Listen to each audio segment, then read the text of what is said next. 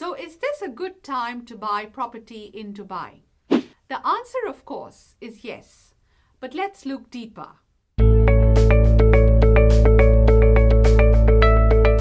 In this edition of Property Weekly Market Talks, we talk to two real estate experts about the nuances of buying property in Dubai, specifically this year. The main reason it's a good time to buy property is, of course, the price points. And certainly we're all conscious that values have fallen really non-stop since a couple of years ago. And we think broadly they perhaps will enter a plateau around the next year and a half. Difficult to say when they'll start going up thereafter. But yes, we think in the next year and a half, it could be the right time for a lot of people to look at buying property from a price point of view. Other investors obviously would look for better return on capital growth over the coming years. I think actually if you're looking for capital growth, yield and capital growth don't always go hand in hand, of course. And for some people, they're actually looking at where there's been greater price falls over the last few years. And for some people, that's actually the key element of where they're looking to buy now, if they take a sort of mid-longer term view on prices over the next sort of 4, 5, 6 years. Two important considerations are you buying as a homeowner or are you buying as an investor? In certain areas, I think it really depends on, from an investor point of view or a homeowner point of view, what people are looking for. Some of the more affordable areas of Dubai offer better return in terms of rental yield. Some of the traditional high rental yield areas are International City, Discovery Gardens. I think I read recently that Sports City is actually offering great returns at over 9.5%. So that's sort of leading the way at the moment. One of the important skills to learn in a slow market is trading up. To trade up basically means selling your smaller property to buy a bigger one. Richard and Declan explain why this works in a slow market.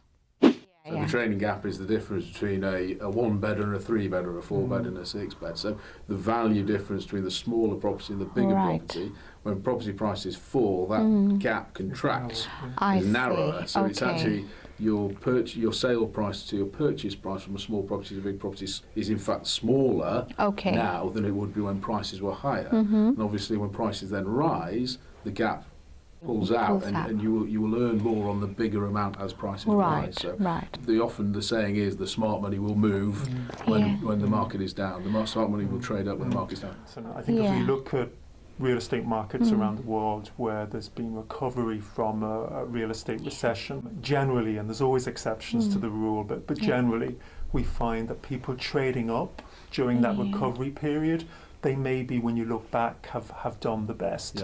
Because if you're trading up from maybe a smaller house to a larger property, and let's pretend the difference is $1 million, when the market has truly recovered several years from now, that difference, that gap could have widened considerably.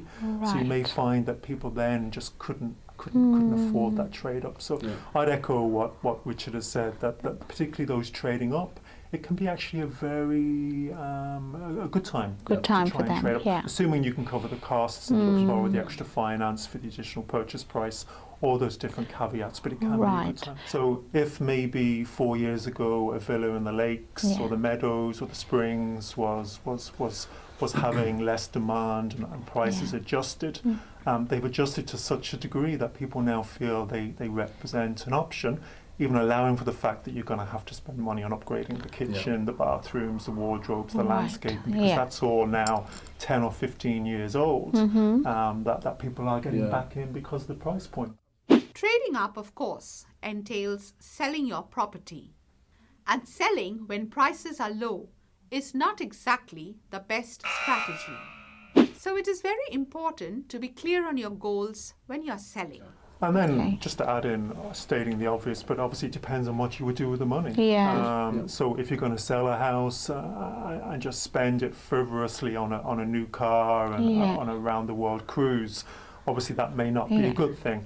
But if you're going to sell a house now, maybe pay off some maybe more expensive debt, maybe personal loans, credit cards, maybe debt in other parts of the world where interest rates are higher, that may suit people. Again, be clear on your goals because, as Richard explains, there are also instances when you can sell slightly below the market price, but still end up gaining some profit. So we are an international city, of course. Right. You know, a fairly large proportion of our sellers are overseas sellers, and there's certain changes in the pound value, so the currency values that are playing into the hands of certain sellers at the moment. So, you know, with Brexit and other uncertainties in other parts of the world, certain sellers, despite the fact they will have made a net loss in dirham, when they convert that back into pound, there's a currency gain. So the currency gain could be 20-25%. So that can outweigh any loss on the property. So depending on where people are in the world and what currency they're converting back to, this could be a good time to sell. And that wraps up this edition of Property Weekly Market Talks.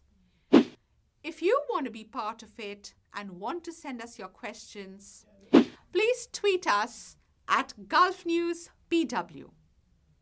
And I'll leave you with this infographic on the areas of Dubai that saw the steepest drop in rents in the last quarter.